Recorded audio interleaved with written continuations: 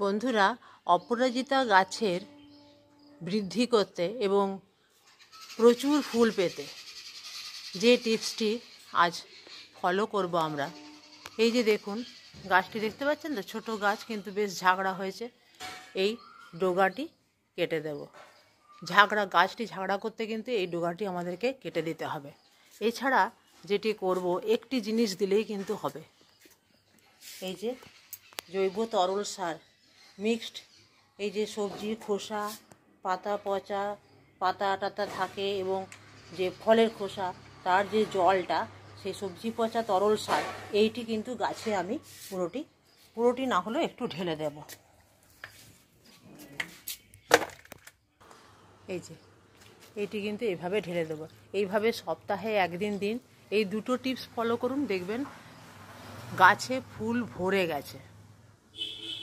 আর এইরকম টিপস পেতে কিন্তু চ্যানেলটি অবশ্যই সাবস্ক্রাইব করবেন, আর কমেন্টে কিন্তু জানাতে ভুলবেন না।